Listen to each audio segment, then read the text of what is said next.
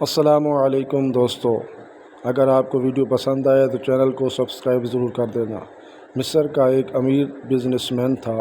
اس کی عمر 50 سال کے لگ بھگ تھی کہ ایک دن اس کو دل میں تکلیف کا احساس ہوا، اور جب اس نے قاہرہ کے سب سے بڑے ہسپتال میں اپنا علاج کرایا تو انہوں نے معذرت کرتے ہوئے اسے یورپ جانے کا کہا۔ یورپ میں تمام ٹیسٹ مکمل کرنے کے بعد وہاں کے ڈاکٹروں نے اسے بتایا کہ تم صرف چند دن کے مہمان ہو، کیونکہ تمہارا دل کام کرنا چھوڑ رہا ہے۔ وہ شخص بائی پاس کروا کر مصر واپس آ گیا اور اپنی زندگی کے باقی دن گن گن کر گزارنے لگا۔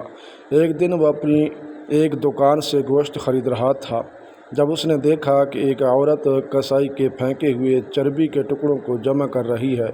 اس شخص نے عورت سے پوچھا، تم اسے کیوں جمع کر رہی ہو؟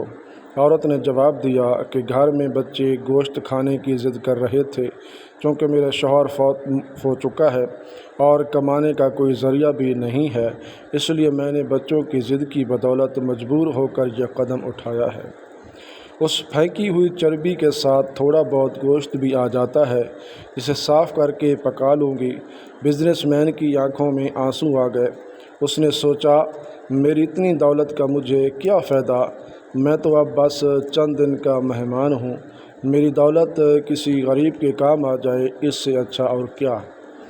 اس نے اسی وقت اس عورت کو کافی سارا گوشت خرید کر دیا اور قصائی سے کہا، اس عورت کو پہچان لو، یہ جب بھی آئے اور جتنا بھی گوشت مانگے اسے دے دینا اور پیسے مجھ سے لے لینا۔ اس واقعے کے بعد وہ شخص اپنے روزمرہ کے معمولات میں مصروف ہو گیا۔ کچھ دن اسے دل میں کسی تکلیف کا احساس نہ ہوا تو اس نے قاہرہ میں موجود لیبارٹری میں دوبارہ ٹیسٹ کرائے۔ ڈاکٹروں نے بتایا کہ رپورٹ کے مطابق آپ کے دل میں کوئی مسئلہ نہیں ہے، لیکن تسلی کے لیے آپ دوبارہ یورپ میں چیک اپ کروا آئیں۔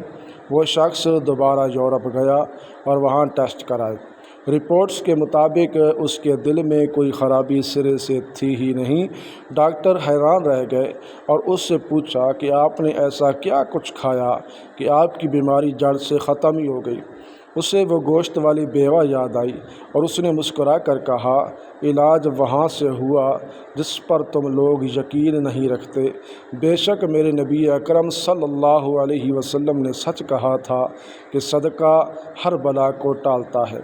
اسے شیئر کرنا آپ کے لیے صدقہ جاریہ بھی بن سکتا ہے۔ اپنے ارد گرد ایسے سفید پوش لوگوں کا خیال رکھیں جو کسی کے سامنے ہاتھ نہیں پھیلاتے۔ اللہ عمل کی توفیق عطا فرمائے۔ پلیز سبسکرائب کر دینا۔